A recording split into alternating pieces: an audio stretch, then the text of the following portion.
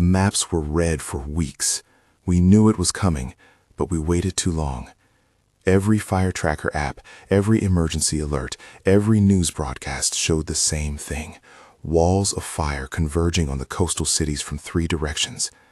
The San Gabriel Mountains were burning. The Santa Monica Mountains were burning. The hills east of San Diego were burning. The entire Central Valley was on fire. And still, we stayed. We stayed because leaving meant admitting defeat. It meant abandoning our homes, our businesses, our lives. It meant accepting that California, the golden dream, the promised land, had become uninhabitable. So we waited. We watched the maps turn redder. We packed go bags and unpacked them. We told ourselves it would turn around, that the wind would shift, that the firefighters would get it under control. We told ourselves all of this until the day we couldn't tell ourselves anything anymore, because the smoke was so thick we couldn't breathe, and the sky had turned the color of a bruise, and the evacuation orders weren't suggestions anymore. They were screams. That was August 7th, 2033. The day 23 million people tried to leave California at the same time. The day the highways became parking lots. The day escape became impossible. The day we learned what it meant to be trapped in a place we'd built ourselves, surrounded by a disaster we'd been warned about for decades, but chose to ignore, because the warnings were inconvenient, and the solutions were expensive, and California was too beautiful, too important, too essential to fail. I was on the I-405 when it happened. The 405, that legendary stretch of asphalt that connects the San Fernando Valley to the coast, that's been jammed with traffic for as long as anyone can remember. But this wasn't normal traffic. This was every car in Los Angeles trying to move north at the same time. Every on-ramp was a flood of vehicles. Every lane was packed solid. And within 2 hours of the mandatory evacuation order, the entire freeway system had seized up like an engine without oil. We weren't moving. We were just sitting there, engines running, air conditioning blasting, watching the fuel gauge drop and the temperature gauge rise, and the smoke getting thicker. I could see the fire on the hills to the east. Not just smoke, actual flames, orange and red and white hot, consuming everything, moving fast, pushed by Santa Ana winds that were gusting at 40, 50 miles an hour. The winds were hot and dry, and they carried embers that started spot fires miles ahead of the main blaze. I watched a palm tree on the side of the freeway suddenly ignite, just burst into flames from an ember that landed in the dead fronds at the top. And I realized that the fire wasn't just behind us, it was all around us, and we were trapped. The I-5 was worse. I know because I talked to people later, survivors who tried to take the 5 north through the Central Valley.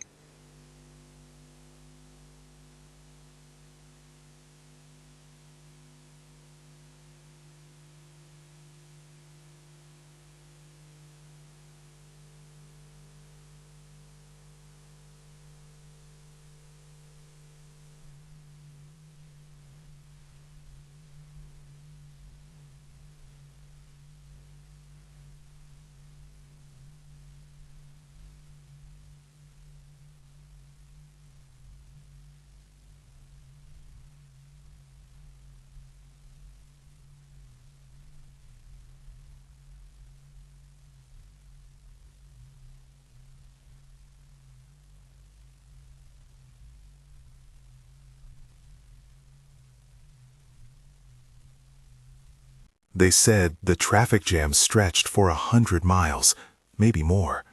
Every town between Los Angeles and Sacramento had the same idea: get out, head north, escape. But there was nowhere to escape to, because the fires were everywhere. The entire state was burning.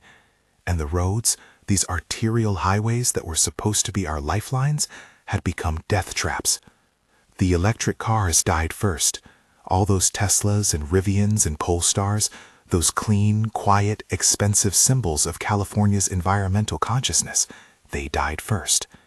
Their batteries drained from running the air conditioning, from sitting in traffic for hours, from the heat. And when the battery died, the car became a brick. You couldn't push it. You couldn't move it. It just sat there, blocking the lane, adding to the gridlock. I watched a man get out of his Model S and just start walking. He left the doors open, left his luggage in the trunk, left everything. He had this look on his face like he couldn't believe this was happening, like his $80,000 car had betrayed him, like the future had betrayed him. The gas cars lasted longer, but not much longer. You can only idle an engine for so long before you run out of fuel, and there was no way to refuel. The gas stations along the freeway were overwhelmed within the first hour. Lines stretched for miles. Fights broke out. People were siphoning gas from other cars with hoses, with whatever they could find. I saw a woman crying on the shoulder of the 405 because someone had punctured her gas tank trying to steal her fuel, and now it was just pouring out onto the asphalt, this useless puddle of gasoline that could have saved her life, but was just evaporating in the heat. The heat was unbearable. It was August in Southern California, which is already hot, but with the fires surrounding us, the temperature climbed to levels that didn't seem possible. 110 degrees, 115. Inside the cars, with the sun beating down and the engines overheating and the air conditioning failing, it was even worse. People were passing out. Children were screaming. The elderly were dying. I saw paramedics trying to move through the gridlock on foot, carrying equipment, trying to reach people who were having heat strokes and heart attacks, but they couldn't get through fast enough. There were too many people who needed help, and not enough people to help them.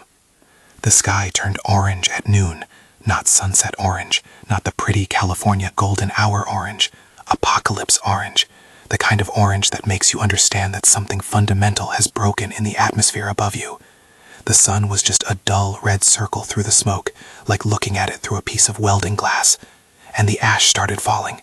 At first it was just a light dusting, like snow, which would have been beautiful if it wasn't terrifying. But then it got heavier.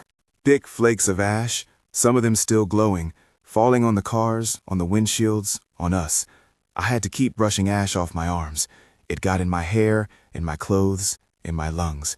Everyone was coughing. Everyone had red eyes and raw throats. The air quality index had gone beyond hazardous into numbers that didn't even have labels anymore. People started abandoning their cars around hour 6, just got out and started walking, and I understood why. Sitting in a metal box that's slowly getting hotter, breathing smoke, watching your fuel gauge hit empty, knowing that the fire is getting closer, it drives you insane. You have to do something. You have to move. Even if moving means walking into smoke so thick you can barely see 10 feet ahead. Even if moving means leaving behind everything you own. At least you're doing something. At least you're not just sitting there waiting to die. I abandoned my car around hour 8, left it right there in the middle lane of the 405 with the keys in the ignition and the doors unlocked. Left my luggage, my laptop, my photographs, everything I'd hastily grabbed when the evacuation order came through. None of it mattered anymore. The only thing that mattered was getting away from the fire. So I started walking, joined the rivers of people moving between the cars, stepping over debris, coughing, crying, praying, trying to find some way out of this trap we'd built for ourselves. The highway stretched ahead like something out of a nightmare. Miles and miles of abandoned vehicles, luxury cars and beater cars and motorcycles and RVs and trucks, all of them sitting empty and silent. Some people had left their engines running until the fuel ran out. Some had died in their cars from the heat or the smoke.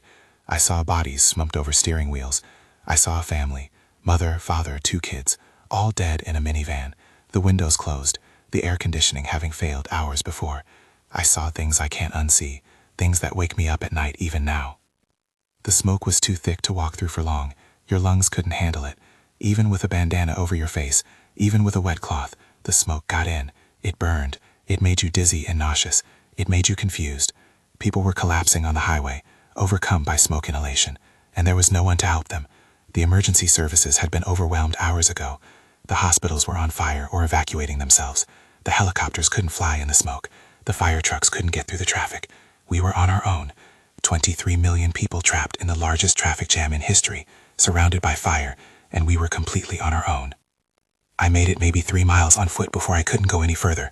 My legs were shaking. My lungs were burning. The smoke was so thick I couldn't see the sun anymore, couldn't tell which direction I was going. I found an overpass and collapsed in the shade underneath it with maybe 50 other people. We just sat there, coughing, sharing water bottles, trying to breathe through pieces of clothing. No one was talking much. What was there to say? We'd all made the same mistakes. We'd all waited too long. We'd all believed we had more time. There was an old man next to me, maybe 70, wearing a USC baseball cap. He kept mumbling about his house in Pasadena, about how he'd bought it in 1985 for $150,000, and now it was worth $2 million. About how he should have sold it years ago when people first started talking about the fire danger. About how he'd stayed because where else would he go? California was his home, had been his whole life. He'd raised his kids there, buried his wife there, and now he was going to die on a freeway overpass breathing smoke because he'd refused to accept that home could become uninhabitable. The fires burned for 3 weeks. 3 weeks of wind and heat and drought and fuel. 3 weeks of watching the satellite images shown red spreading across the entire state like an infection. 3 weeks of smoke visible from space, of air quality alerts in Oregon and Washington and Nevada, of ash falling in places hundreds of miles away. When it finally ended, when the winds died down and the autumn rains came early that year, a miracle, people said, though maybe just luck. When the smoke finally cleared and you could see the damage, it was incomprehensible. Los Angeles burned. Not all of it, but enough of it that it no longer functioned as a city. The west side was gone. The valley was half gone. Orange County was devastated. San Diego lost entire neighborhoods. San Francisco avoided the worst of it, but was surrounded by scorched earth. Sacramento, Fresno, Bakersfield, all damaged. The Central Valley, California's breadbasket, was a charred wasteland. The wine country was destroyed. The forests were gone. Millions of acres just gone. And the highways, the 405, the 5, the 101, the 10, they became monuments to the exodus, monuments to our failure. Because most of those cars are still there. Thousands of them, maybe tens of thousands, burned out husks of metal sitting on melted asphalt. The state doesn't have the resources to clear them, doesn't have the money or the equipment or the personnel. So they just sit there, this massive graveyard of vehicles stretching for miles, a permanent reminder of the day we tried to escape and couldn't. The death toll is still unclear. Official numbers say around 200,000, but that's probably low. A lot of people died in the traffic. A lot of people died trying to walk through the smoke. A lot of people died in the weeks after from smoke inhalation injuries, from burns, from heat exhaustion. A lot of people are still missing. Their cars were found, but they weren't in them, and no one knows if they made it out, or if they're buried in ash somewhere, or if they just walked into the smoke and never came back. I survived. Obviously. I'm here telling you this. But I don't know why I survived when so many others didn't. I wasn't smarter. I wasn't better prepared. I just got lucky. The wind shifted at the right moment. The fire moved in a different direction. I found water when I needed it.